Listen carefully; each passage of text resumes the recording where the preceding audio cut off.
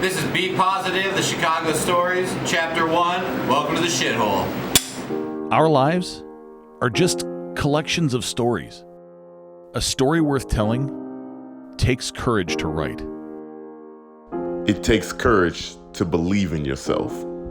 It takes courage to be fearless, but you'll only be fearless if you fear less and less every day. It takes courage to be a good person, even when it's not required. It takes courage to be consistent. It takes the courage to be positive. Man, hey, here we go. Chapter 1, the Shithole. Man, welcome, man. Thanks for having us. Thank you so much. Welcome to you. Hey, I am in your house. Welcome to the sweat hole. Welcome to the sweat hole. No, fuck all that, man. It's my birthday week. What y'all give me, Darrian? Nothing. Come on, man. A shaver from last week?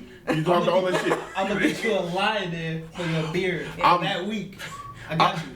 Don't worry. I appreciate it, man. I don't even know which one to get. Which ones y'all use? Y'all. Ha! This beard has only been touched in 5.5 years by fireworks and rogue flames. What? So And I don't know about you, Dan. Yeah. Oh, sorry. This is like a Tinder bio. Like, How much I've only do you been drink? touched once in the past 5 It doesn't. years. I'm pure unless somebody has the right number monetarily to shave it. Well, there was the one, we were at a Subway a couple years ago, and a guy came in and was like, I will see you here in 1 year. And we're both gonna shave our beards together. And you put it in your phone to go back to the Subway. It was a year July later. 5th, a year later. Oh, wow. And I did not remember, and I'm sure that guy didn't remember either. I'm sure of it. I am sure of it. Wow, how long ago was that? Was that? That had to have been like 2014, 2015. Yeah. I was eating broccoli cheddar soup from Subway, so it was a long Oh, time. yeah, that was a while ago. Yeah, can tell. yeah. When was the last time you had the broccoli cheddar? Well, as you guys can see, we are here at The attic. the attic. Yeah. We're at the attic Yeah. with the Shithole Crew. So thank you guys first of all for coming on. Yeah, I thank you. Thanks for having definitely us up. appreciate you clapping up. Three rounds of applause. Yeah. Yeah, man, this is dope. This is a dope Special. spot that you guys have. How did y'all even get like into this? Well, so this is so Dan lives here, and I lived here for like 5 years, and this is obviously an art studio, and it's the longest running of the continual Shithole spaces. But Shithole happens anywhere that doesn't charge money, doesn't promote, and lets us kick people out if they talk. So it started in a garage, and then it started becoming winter, and we were like, whoa, it's getting cold, and there's no bathroom in here. And we had buddies who lived in this house, and they said, well, we have an open attic. We kind of want to start a show. And we were like, well, can we do our show in your attic? Because they weren't running any shows, and we already had one. They said, we'll get people in here, you guys play the show. And Shithole, we didn't know exactly what it was yet, but we knew that it moved around and it happened anywhere, like those tenants that we said, like it could exist in a different space. So we started doing it here and starting putting the art up, and we've been here since December of 2013. Holy cow! So that's 6 years, man. 6 years. awesome. How much artwork is in here? We've never done an actual count. 400 square feet. There you got it. 400 square feet of paintings. yeah. An art, yeah. And it depends on what you constitute as a piece. I mean, you got this right here, which on the front and the back of this have been colored on. This is the original garage hiding piece of art we had in the very first So garage. that's the original piece. Yeah, this was one of the first relics of Shithole in itself. I think we wow. had this before our sign for Shithole that we can show you and you can capture. But we got this from a Lollapalooza pre-party that we are legally probably not supposed to have. It's not being recorded. Don't I'm not worried about it. This was going to be in a warehouse, and nobody was ever going to see it. And now it has become this beautiful mosaic of art and stuff that people can draw on and add to. And the art is here because Shithole is free if you stay until the end of the show. Otherwise, we ask you to donate either time, cash, or visual art. So we have stuff in here from everything from, a 12-year-old has a painting that they donated to us in the back to, a comics deceased mother who never showed art, donated a piece to us, to medical illustrators and street artists. I mean, it's all over. But the thing is, anyone can make the work. Anyone can donate it. And we say like, if you don't like what you make, just sign it someone else's name. Like, we'll put it up. No one will know. Like, it'll blend in. That's good dating advice too. I think the best piece of art, I was in the bathroom pissing, and no, stop it. I didn't know what you were doing. a little picture there. They said the best type of improv is done when you run out of toilet paper. Zach And I was made like, that. Hey, that's improv at its finest. That's when your training finally comes into play. Yeah. How much do I want this T-shirt? Yes, and. Yes, and some shit. Yeah. Can I make it to the shower? Oh man, we already off to a fast start, man. With this one, man. See, Yeah. I feel like we got our legs under us. That first one, I was stumbling over words and shit. You know, I started talking about the Negro Leagues. It was a mess. You'll see it. He said the Negro Leagues was coming to town like it was a circus. It was all bad. It was she looked so confused, and she was like, I stayed in my lane though. I was like, yeah, she kind of looked like, I got your back, don't worry about it. I just started laughing. Yeah, it was Okay, a mess. leave it to this one. I mean, whatever, man. It's the first time doing it, so I still got my. And that is the most crucial thing. And that was, we knew day one, consistency was key. So you got to get number one out. It's going to be what it is. Our first show was more of a declaration to people. We had so few acts, and we were like, hey, we're going to do this once a week. Please tell your friends. Please tell everyone. Like, get the word out, and then we knew once a week at least. And then there was a show the next day. Yeah. So y'all were hot. Yeah. Off the start. I think the first 2 weeks we did shows back to back just to get people's attention. We have a board that's right there on the ground that has all the dates to the most part written on it. What? And because from day one we said, we are gonna write down the dates so we can look back and say, like, on a day that maybe we don't feel so good about what we're doing in any facet of art, because theater is so intangible, you never go back to it. To see the date and to see all the dates accrued together, we can say, dude, we spent our time doing good work. Here it is. So Well, we should get that, man. I was about to say, yeah. During the little interview portion, we'll get that. Yeah, for sure, because that's dope. That is dope. That's really dope. You talk about this. The show's called Be Positive. They already hitting us with some some nuggets right now, man. Like that's motivational. Like fun. Consistency. Yeah, consistency and persistency too. Yeah. Yes. Like, you have to the hardest part about making art is making it again. 'Cause you can make a good piece of art and then you're like, fuck, can I make another good one? Or you make a bad piece and you're like, shit, I suck. Or you make what you think is good and someone trashes it and you say, I have bad taste and I suck at making art. So the only way, Ira Glass talks about how your taste and your technique are so far apart, and the only way to match them is to make a bunch of bad work. And if you just continue to make it and take the lessons along the way, suddenly your taste and your technique are balanced and they rise together. So I'm gonna say this because we getting into some deep shit right now. It's gonna be a fire ass episode. I'm like shit. What we got? Let's talk real quick. What we got going on this week, man? What's going on this week? Well, My birthday. It's All right, right. your birthday. His birthday. Yeah. Pretty Little Liars. Pretty Light. The debut of we debuted 9 o'clock. 7/7. Yep. That's tonight. Yeah. I guess. Yeah, technically. yeah, tonight. Tonight. Double feature. Yeah. Double feature. Yeah. Double Hopefully they watched the first episode. Yeah. Yes. Didn't skip over. I know y'all want to see the shithole, but come on now, watch that first Yeah, one. watch the first episode because it'll all drop tonight. 7/7. Well, 7/7. Like, this is a little awkward. Yeah, it is. But anyway, tomorrow, 7/8 is my buddies. Yeah. The normal thing, Rise and Laughter. Every Monday. It'll be your boy's first time hosting. So. Ooh, that's right. Hey, You nervous? hey, You nervous? Am I nervous? No, I'm not nervous. No. I don't have no jokes, so I mean, everybody else get some extra time. I'm just gonna get up there and say, hey, it's his birthday week. Yeah. Yo, that first. That is all you have to do. That's all you have to do is just bring up the next person. Every week I'm gonna talk a little shit about somebody that got a stupid outfit on, and we good. and that's the thing with hosting for Shithole is we don't do any time in between because energy is an arrow. It consistently just goes. You set the standard, set the rule, and then let the show happen.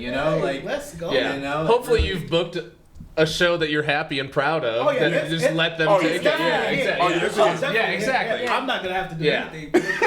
Yeah, me either. I'm sitting back. Yeah. I think you should roast instead of host. Roast instead of host? See, no. It's your You know too bird. much about It's his me. bird. No, you kicked off the show. You giving him bad ideas, man. I'm with you. Yeah, right. We're sitting here shooting the shit right now, man. Right? Nobody knows you guys' names or anything. Yeah, right. Well, I mean, Chicago. What else is new? Alright, guys, I'm gonna go with Billy Boy over there. I'm gonna sit this one down. I guess. What's your introduction? My name is Zach Bartz. I'm Kevin Garrity. Dan Wolkoff. There you go. See, now, Hell yeah. I mean, they famous. They I'm celebrities. just saying. Not one bit. It could be somebody that never been to That's Chicago true. watching. That's true. Very true. Yeah, you know what I mean? And that's Like, we love you. Thank you. yeah, it's for watching. somebody from Indiana, like Billy Boy's t-shirt. True. Nice. True. Or how many times do we see people on the scene that we just see them and we see them too many times and we can't ask them who they are or their name? Now you done missed that part of like introduce That's like, yourself. it's my guy. What up, man? What's my name? Hey, I've seen you before. Yeah. What's up? Yeah, that's just a Yeah. positive. You always engage with everyone that comes to a show or space as if you've already met them and know them.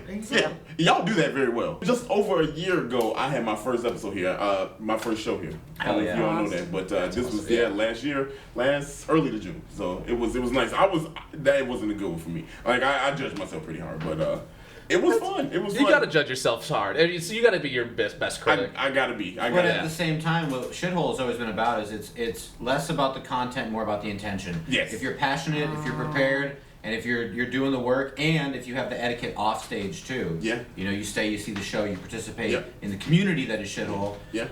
It's only 4 minutes. You know, Yeah. you can always Right. continue to get better. Like It's a quick no 4 one, minutes. no one judges whether or not they laugh at you. Mhm. They judge whether or not you're there for the right reason. And those are two of the three things that we ask of any performer that comes and wants to perform here is that you're prepared, passionate, and that you've just seen a show before. So you're aware of the environment and the setup of any given space and what we're trying to do here. I mean, I think that one like just word that you guys say, passion, like that drives you in anything. So your passion is gonna fuel like the etiquette behind like your craft. It's gonna fuel you with working hard and getting better. So I think a lot of people like, man, like when you say like find your passion and tap into your passion, like use that as your fuel to keep going. Like I know this man, like he when he stepped into stand up, like it was like I'm full throttle with stand up. Yeah, I got my work life and family life, so on and so forth. But when your passion like just creates so much for you, like it can change your mindset. It can determine a lot of things for you. Well, yeah, passion is the thing that it delineates whether or not, if somebody has to tell you to do something, you might not be passionate about it. But if you're passionate about it, it's the internal fire. Like it's what people go to school hoping to acquire, but you don't like. You can't be taught passion. It is ignited within you, and it says, "All right, I'm going to do it again. I'm going to continue following this, and something good will come of it." Yep. There is a shithole church about to start. I know it, man. It's hot, bro. We've thought about doing sweat rags and fans. We all for it. And with that, Zach also was the one that was like, the shithole was us moving from a flashlight to a laser. Of like, we were doing a bunch of like projects and focusing on so many different things, and we just had to like bring our focus in and punch through a wall with his laser. Yeah, because the flashlight covers a ton of ground with its light, but when you turn it off, it's gone. The laser concentrates on a small area. When it's gone, there's a fucking hole. You know, if you direct your focus, you double it down, you're gonna get way more out of it than the shallowness. Ladies and gentlemen, Yeah. be a laser. Be a laser. Be a laser. Not a flashlight. Not a flashlight. Not that little cheap shit. We did a whole show lit by flashlights once because the power went out like 30 minutes We've before a only blown show. a breaker in this place once. Yeah, That's I think because AC units blew it. I think Okay. we had and we tossed those. 3 of them, yeah. But so we went across to the Dollar Tree that used to be across the street and just bought every flashlight they had and gave them to everybody in the audience and just that did a had whole to be show by cool. flashlight. That had to It was be kinda great. dope, though. It was amazing. It was, Wow. Well, man, y'all giving us. I'm telling you, this is a fire episode already, man. A chapter. I don't want to get. Look at you looking mad. You looking I caught it. So, man, where y'all from? Like, how did y'all all come together to start this thing? I'm from Wichita, Kansas. Okay. I'm originally from Milwaukee, Wisconsin. I'm from the west suburbs. Okay. So nobody from Chicago, but yet you all have made such an impact. And when I say that, I really do mean that. You all created a family type environment here for comedians and all types of acting, artwork. And how did you all harness that and just and not being from here and kind of take over? Well, that's a major part of it is because we weren't from here. I'm in Wichita, Kev's in Milwaukee. Dan didn't even know about improv yet, but this is 12 years ago, we're both in high school doing improv, and we both know we want to come to Chicago and study. Wow. And because of not being able to be here and having the access, I mean, these theaters and these performers, they're like the equivalent of baseball players to me. Like I know their names, I know what they've done, and when we get here, it was like, how can we make the thing that's most conducive for us? There's this quote, it's, seek not to follow the footsteps of the wise, seek what they saw. So it's not about what great people did that you look towards, it's about what is the product of their circumstance and what is the product of our own. And for us, we're like, we want to make less of a transaction, more of a community. We want to make a show that we won't have to hope gets canceled. We want to show that we want to go do every single time. Yeah. And so Tony Grayson, who actually lives in this house, was in a Second City class with me when I was in high school, and concurrently, at a different time, was with Kev. Yeah. And when I moved here in 2011 and transferred to finally live here, Tony was in New York. He had got into NYU on a joke application, and then they let him in. He was like, well, fuck, now I'm getting a degree at NYU. Oh, damn. Joke's on you, dude. Right. He sent us a message and said, hey, Zach, do you know this guy Kev? Hey, Kev, do you know this guy Zach? And we've been improvising together really since, formally since January of 2012. I mean, virtually every week we've played. Yeah, every week. And then in 2013, Dan moved into the house that we started Shithole in, and so much of Shithole was like, we're comedy people, but this should be for everybody. This should be for all sorts of disciplines. And Dan made music, and I was working for theaters that use musical directors and musical accompaniment for improv. We were like, dude, Dan, you can do the tech, and you can be in Narnar too, and we can. We're friends first. It's like we want to hang out. We'll rehearse, and that's how we ended up.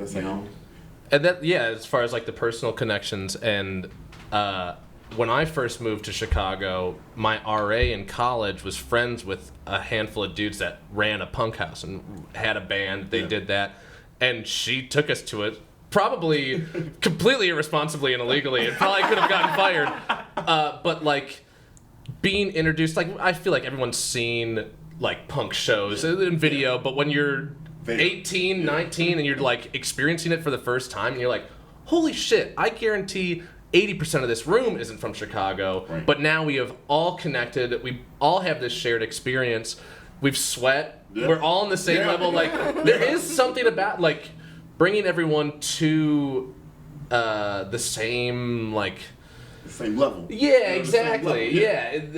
Everyone's comfortable laughing, sweating, and letting go because of the environment. Right, man. You all do a hell of a job with it. What would y'all say was y'all inspiration to come up with the whole idea of the Shithole in general? Like, what was the first moment that y'all were like, man, this is it, this is what we want to do? What sparked that? I mean, it was a snowball effect. It was all organic, you know. So we were working for another producer running his show back in 2012, and we would be, you know, at the Gold Coast, hucking flyers, be like, can we buy someone's first drink? Will you please come watch our show? We had to uninstall a stripper pole so we could have people get on stage, like, all making Facebook events and BCC and emails. And we were also on an improv team together, and so we were doing shows through that as well as producing this show. In those shows too, conventional style, we're getting flyers made, we're getting buttons made, we're trying to, you know, post it on Facebook every day and all this. We were like, how can we not do this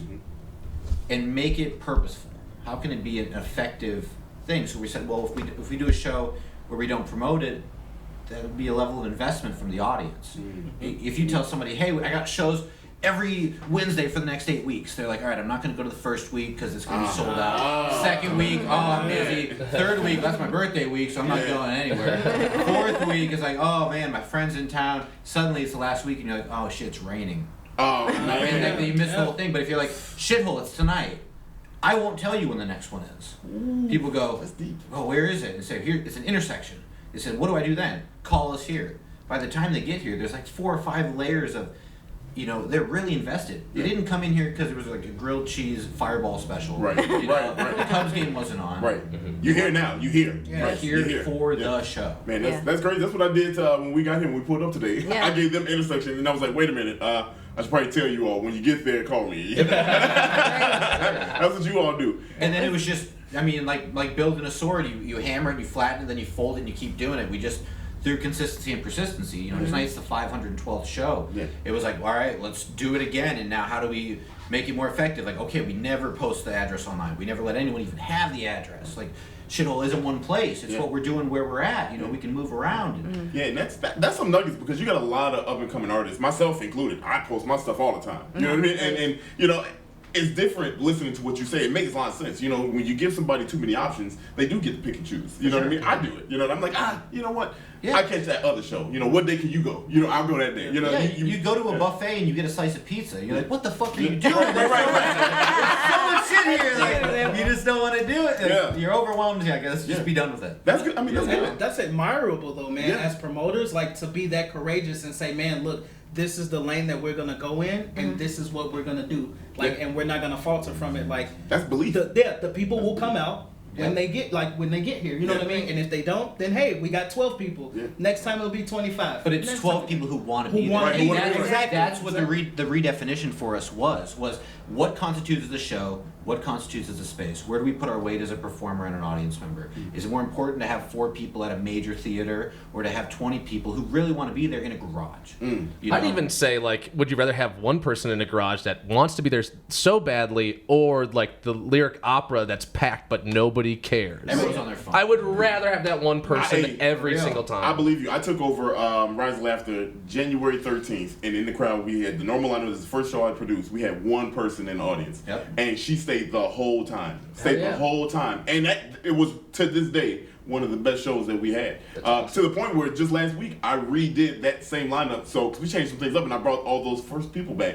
And kind of gave them another opportunity. But that was one of the best and most memorable shows I've had. And so you hit it right on the head. Yeah. I mean, like, it's true. Like, one person that is engaged versus a whole room that's just there. And to bring it back to the sword analogy, like, and with the consistency, you have to be doing the shows, because you never know, and you're never going to learn from it unless it happens, and there's no way to make these, like, events happen. For sure. There's another great quote: the map is not the territory. You can plan something, but it doesn't matter. Once you're there, the mountain and the valley look so much different.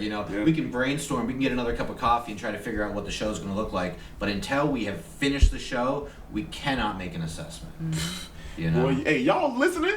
Are y'all listening to this, man? I think they were meant to be paired back to back, because we talk about that. We talk about content, because people ask us constantly, like, how do you guys have followers if you don't have content up yet? It's passion. We're consistent on personal levels. You guys are consistent on personal levels, and then you bring that together, and it's just magic. And that's the other thing too, is so many people in any arts field are just a resume and are just talking about what they're about to do. Oh, I got this thing coming up. Oh, that should be a podcast. Oh, this is a whatever, Whereas for us, we said, let's not talk about what we have coming up. Let's talk about what we've done. Because we're good for that. Right. Everything else might not happen, and who knows, And the more, they say that if somebody else makes a sandwich for you, it's always better than a sandwich you make yourself. Because when you make it yourself, you spend the whole time thinking, you think about it too much, and by the time you get it, you've thought about it. Like, right. We talk about what's already happened. It's like you can't. If I keep telling you, I got this thing coming up, I'm gonna do this thing, I got this thing, suddenly it's a chore. But if I tell you, we did this awesome thing, it was tight. But anyway, let's actually catch up and connect, like, through that word of mouth and through that actual authenticity. Which, it sounds stupid to say, but you can't fake it, It's like, when you're gonna have that. This man's quote right here.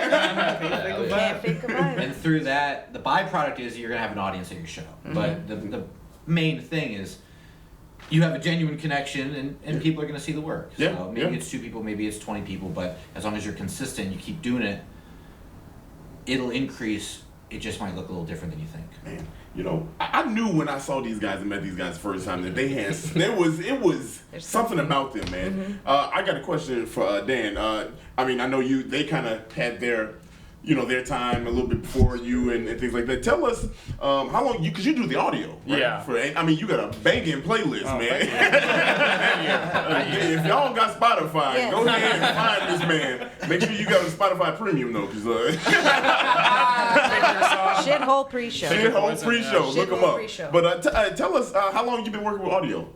I started doing audio in high school, just making beats in Fruity Loops. I would just put stuff together. I've been doing that just like, I don't know how long ago that was, probably like 10 years or something, just messing around. And then when I met these guys, I was still just making beats, messing around with that, and realized that I could use, because the software I use, Ableton Live, is for like live performance, like music performances, but I've figured I could just use it as like a theater kind of thing, like cueing tracks and cueing sound effects and using it for like actual instrumentation. And so we kind of just weaved that into a live show. Rehearsing in like a 4x6 room in the house and just cram. Rehearsing in my bedroom. Sorry, not bathroom. That's what we all rehearse. In the shower. Just switch it up every now and then. I mean, so you all you do that, but you all take this show on the road, right? I mean, like this is a pop-up, so. Well, yeah, we move it around Chicago, but the thing is, people will come from all other places and they say, oh, we want to bring Shithole back to our spot, and we're like, this is not a Jimmy John's, like you don't franchise this. Right. Like we said, seek not to follow the footsteps of the wise, but also Shithole.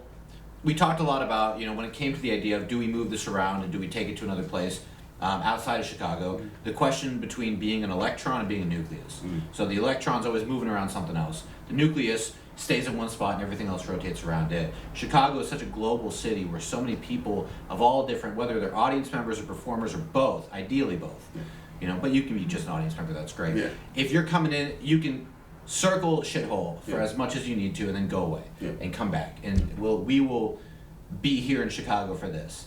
And y'all ain't going nowhere, huh? Please don't leave, because we need that. Delmy was looking at this a few weeks ago. You saw something. What show were you watching? They had the Shithole on there. Yeah, on Amazon. I don't know if you guys watch Mrs. Maisel on Amazon. It's about a stand-up comic, female stand-up comic. I have the clip. I'll show it to you guys afterwards. But they go to like an underground comedy club, and she's like, "What's the name of it?" And she's like, "It doesn't have a name. It's just some shithole." Like that's That's hilarious. And so she asked me the question. She was like, "Did they get it from that idea?" I'm like, "No, I know they didn't." Then she showed me the clip, and I was like, "God damn, maybe they did." For the 5-year anniversary show, I think I actually used one of those sound clips for. I did like an intro with a bunch of vocal clips from movies and shows with people saying the word shithole. We like to show the nitty gritty, not the we are about being positive, but we know that there's some negatives, obviously. So what are some obstacles that you guys have faced, like not just with the show, but just maybe personally, professionally, whatever you want to talk about? That's a good question. Let's unpack. Let's unpack. I would say always, a big thing for us is always staying interested. Always staying interested in what we're doing. No one's asking us to do this. So if we're going to do it, we have to want to do it. We have to be interested. We can't calcify. We can't pander, We don't ever want to just like subscribe to, oh, that works, let's do it again. We always want to have purpose and reassess and continue growing with this thing. We don't want to be stagnant. Right. So, 512 shows in 6 years. It's over 10,000 different slots of, people playing the show and figuring out, what is the most effective way to do this, and also saying that the core of Shithole, the fountain of youth with Shithole, is that we're not charging money for it, and we're not going to sell it to anybody, and we're not going to let somebody promote it. So it's yours. If a place says we give you this big opportunity for Shithole, but we have to promote it, and we say, well, unfortunately we can't do that. Stick to your ground. And that's an obstacle, because when we started it was like, we will do this as a means to get to these other theaters or spaces. Right. And it's scary at first sticking to your guns, but you have to stick to your guns. And then once you have, and it becomes known, you get even better opportunities. Yeah. And people come to you already knowing, like, we'll kick them out. If they're talking, we'll kick them out. Right. Yeah, of course. We're not going to charge. We don't need to charge. Like, we already got staff. Like, everything's fine. And they're already ready for you, and it makes the process and show that much smoother. And also, front loading the work. If it's a live performance or live show, I learned this from my partner's old job at Kayak Chicago.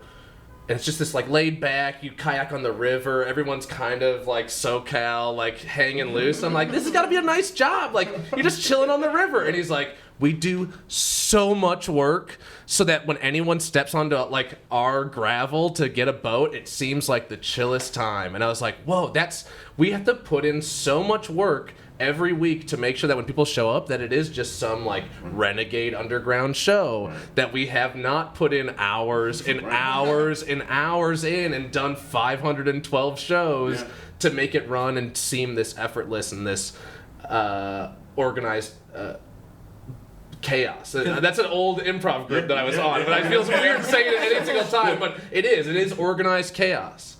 Yeah, there's so much purpose to this, but when you just walk up, you're like, oh, it's called Shithole, and oh, this place looks kind of wild. And some people are like, oh, wow, I have permission to do whatever the fuck I want. And we're like, no, not at all. No. We are trying to subvert expectations. Preconceived notions, trying to subvert those at any corner. It was one of the biggest things, and it's probably one of our biggest obstacles to this day of like, this is not what you think it is, even if it's been hyped up or like trash talked or whatever. Like, you have to just come and see a show and invest in it and commit yourself to one of these performances. Yeah, and you're right. I mean, that's a good question, because like that answers a lot of things I have, because I'm trying to get you all in, my buddies. And I would love to have you there. And I think it'll work out as long as Brian gets in touch. But no, I mean, you're right. When you come here, it's not what you expect. It's not what you think. And you do have everybody's security guard there. I mean, like, as soon as you utter words, people are shh real quick. You know what I mean? And that's a good thing. You know, that's a good thing that you all have said. And a lot of people, I tell you all the time, people don't see what goes on the outside, you know, on the groundwork. You know, they just see the finished product. You know? And that's crazy, man. Like, it's so mind blowing. Like, even when you said that we put in so much work so that when people come, it's so easy for them. People never really even think about that. You don't even think about, like, people always say, oh man, like, my job is like this, it's like that, like, or, you know, what you're trying to do, and like, I work so many hours. But if you look at the finished product and the consumer, who's coming to see you or coming to see the shows, whatever you're promoting, if you look and see how happy they are and how much, like, how easy it is for them to be in your space, that's the reward right there. You know what I mean? Yeah. Like, you don't, man, that just blew my mind. Like, we work so hard for things to be easy for everybody that comes to see us. Yeah. That's crazy, man. Yeah. That's crazy. Like, you can put that to so many things in life. As a dad, as fathers, I don't know if any of you guys are dads, but as fathers, like, I'm a dad. We work hard. You work hard so your kid's life is easy. You know what I mean? And like, to think about that, you're like, man, like, that's wild. Like, the work that I'm doing is so that your life could be easy. You know what I mean? Man, that's crazy. You can tell that vibe when you walk in here too. Yeah, I mean, like, every time you come here, they don't handshake, they hug. You know what I mean? Like, that's the first thing. You know what I mean? Like, it makes you feel welcome. You know what I mean? Like, all the work they did, I wouldn't hug motherfuckers if it. I mean, they can't all the work they did. You know what I mean? Like, you ain't paying for shit. Right, sit your ass down. Bring it back. No, but I mean, like, they make you feel really welcome, and you all put off that vibe that we don't care about what y'all saw, like what we went through. Are you comfortable? You know what I mean? Are you having fun? You know what I mean? That's all that matters. You know. So yeah, it's a step. We started our conversation mid-conversation. We never even met, right? Yeah, exactly. Yeah, just immediately, like, it's been a week, and we just knew. It's like, for sure. 100%. I was like, for sure, 100%. Not Monday, but yeah, I feel you. I feel you. Yeah. Well, Monday's usually my weekend, so that's a weekend in one day. Yeah. Monday is my busiest day. Yeah. Ooh, I mean, let's worry about Monday tomorrow. Good point. On to the next. Tomorrow. I got a question. You all mentioned earlier that you all are part of improv group, and I know you all do it at the end of some shows. Yeah. Nar Shred Town. Tell us about that. That's an interesting time. It's improv the way we want to do it. Yeah, and that we weren't also like, we didn't meet and start improvising out of circumstance. Like, we had taken classes with a third party that introduced us, but we hung out and we were like, yeah, hell yeah, like, let's keep hanging out. And then it was probably like 3-4 months after that, I was asked to ever improvise with them, with Zach and some other folks, and the rest is history. That it just was like, oh, sweet, like this is fun. We can grow together. Like we like our play style. And then after a series of improv shows and performances, we decided to lock in as a 2-person group, and we had been kicking around this idea of Shithole, and we're like, let's flashlight laser. Let's focus on these 2 things. The one goes with the other of us performing at the show, and then 2 months into doing the show, or not even 2 months, it was much quicker than 2 shows, or 2 weeks, and then Dan was implemented into the whole experience, and then we became a 3-person group, and it was just a lot of trudging and bedrooms and basements of bars and like Zach was saying at the top of all this, like just getting the fail and the suck out and polishing it off. I mean, Mythbusters proved that you can legitimately polish shit. So like you can make it shiny, you can make shit shiny, and it's beautiful. But it is it's an actual episode. So put the elbow grease into it and you can polish shit. So and in the same vein as Shithole, like with Narnar, we said, how do we find the product of our circumstance? What is the type of improv we want to do? Mm-hmm. How can we not do the things we hate doing and make it purposeful? Yeah. Like, how can we, so much of improv is just people standing around trying to be funny. Yeah. Let's move. Yeah. Let's move. Let's truly trust each other and make some shit happen. Like, we'll live in Act 2. Like, there's no exposition, there's no resolution. It's all issues, and then we rise it, and we move to something else. Yeah. Well, and how do we not do these big stupid transitions, these big sweep transitions or tag outs? We were like, let's use our internal transitions and just go straight to something else. Yeah. That energy being an arrow. Let's go back into another scene, and we'll try to stay one step ahead of the audience. And then there's what you plan to do, and then there's what you do, and then you assess, and then you try it again. And, I mean, we've done thousands of sets together. It's such a pleasure to watch. I mean, like the way you all do it, you start, for those that haven't seen it, what they do is they start out with some abstract position, right? And then they kind of, every scene when they black out, they start back in that first original abstract position and start a new scene. So it's really crazy because you get 3-4 blackouts, I'd say, but it all start out the same way, and then they transition from there. It's very. And so that's what we're playing around with the suggestions. So improv is always like a suggestion from the audience. Yeah. We give ourselves a second tableau, so we know at least 3 to 4 times or whatever, we're going to come back to this visual image that the audience can recognize. It becomes a pattern without us like force feeding it per se, and then it gives us a plethora of jumping off points whenever the lights come back up. And this image does not have to be like we're 2 scuba divers every single time. This can be whatever our brains. And then with the sound effects, it's just amazing because it puts that vision. You all respond very well to it. You can tell you have the chemistry. He's a third performer that's just not on the stage, and a lot of the times the musical director is an accompanist, and that's a tough thing, which I hope continues to break, where they are driving, controlling, and they should be focused just as much as anybody on stage. Yeah. And a big thing in our rehearsal and our refinement was, so we'd have a scene where it's like, all right, time to open the big jar of pickles, and then we both get it done, and nothing would happen. And after the show, we'd say, Dan, where was the pickle jar noise, man? And he was like, well, I couldn't find the jar noise. I said, dude, play anything. Anything will set, as long as it's synced up the same way that the lights come down, the music comes up, and whatever it is, we're on to the next performer. Yeah. That same sort of timing, the more it doesn't sound like the pickle jar, the better. Yeah. It needs to be locked in. And through that, it's like, all right, we have permission. Yeah. Like, now just go out and make it. Do what you want to do. And, but that's and it does, because Dan also is so good at it, it is that much better when he now chooses not to give us anything. Right. Like, it's that much more powerful because it usually is there. So, if a gun all of a sudden is misfiring, what is somebody, you're going to fight for your life and take out the guy that's got the broken gun. I got him now. Yeah, exactly. So, then it gives us a beautiful avenue that way. So it is this beautiful game that the 3 of us get to share and play with. Oh, and you can tell the vibe is real up there. You can tell. I mean, if we're not having fun, why are we doing it? Why are you doing it? Why are you doing it? Really? Exactly. So with that, man, what, as so visionaries, what do you guys feel like your end game is? Like, what do you want to accomplish with this? Or even individually, what are you guys looking to accomplish? With Shithole, the thing that I think we've come to is that it's a proof in concept. And we prove each show and every time that we do this that it's possible and others can do it. This is just our way. It goes back to the follow not in the footsteps of the wise, seek what they saw. Like, it's not about this specific idea, and that's why we wanted to make it. It's not about this specific space even. Like, we've done shows in garages, basements, loading docks, museums, legitimate spaces, like the whole. It doesn't matter. It doesn't have to be this. It doesn't have to be that. You have to truly love it, and I think that's the end game. Is just to like make sure that everyone knows and that it's seen that that's as simple as it is. It's the process over the product. Like Ursula Le Guin has a great quote that's, it's important to have an end to journey towards, but in the end, it's the journey that matters.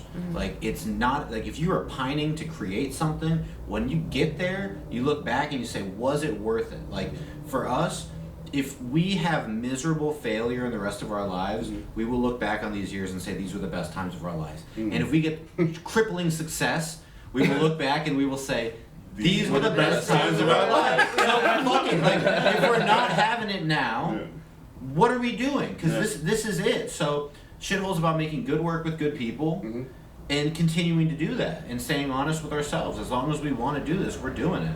So it's just so important because I think you guys, like, just listening to like what everything that you guys are saying, you guys have fell in love with the process. Right. Like, you fell in love with the process, and the result will come. You know the result's gonna come. Whether it could be good, it could be bad. It doesn't matter. It's all about the process of getting there. And like, once you fall in love with the process of something, then like it just makes your results come easy. Like, just I will say this for you, like, you fell in love with the process of the gym.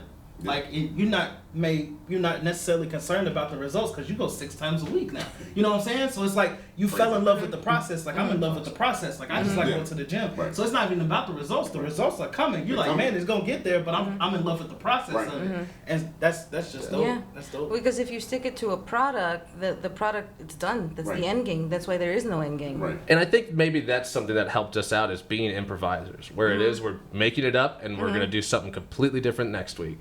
So we never held anything too sacred, but we also, in turn, everything is the most sacred. Yeah, man, I think improv for me was probably the greatest thing that could have happened to me, because I was a creative, you know, in my own right. But now that I have a bigger platform and I have the stand-up, it makes stand-up so much easier, and it makes these juices flow, you know, so that you can kind of create a different type of comedy show, you know, not the same thing that you've seen over decades, you know, over time. And things like this, you get this, you know, like the shithole type product out of it. So I would even say, like, improv, like even with me, like, going through improv, like, it makes me think that something doesn't have to be this way. Right. Like, it's okay if it's this way, but I may get to the result a different way. You know what I mean?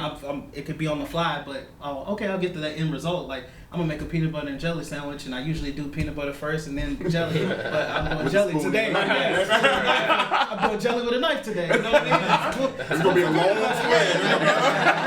So it's a little different. All right. And in terms of end goal, if we get to 666, that'd be great. That's cool. That would be sweet, yeah. That would be sweet. So what are some side projects or passion projects that you guys are working on that you want to share? Talk about. I mean, I'm a full-time painter. I wouldn't call it a passion project. I mean, call it my career. Yeah, I do that. Yeah, you got some artwork hanging up in my buddies. Hell yeah, and all over the place. Yeah, I got stuff in Chicago, Atlanta, Milwaukee, and stuff on 5 continents. So yeah, that's awesome. That's dope. 5 continents. Man, I got paintings. Wow. I'm also a full-time visual artist, furniture restorer, do tech other places in the city, and furniture restore. That's awesome. Or furniture restoration. I don't know. It's an arm of fine art. I mean, he puts together mid-century modern. $1 million furniture that he refurbishes. And he said it like it's nothing. No, I mean, humble. That's good. Thank you. Yeah, man. We want to see you. I buy, sell, trade comic books. Oh, we should have started with that. I'm all about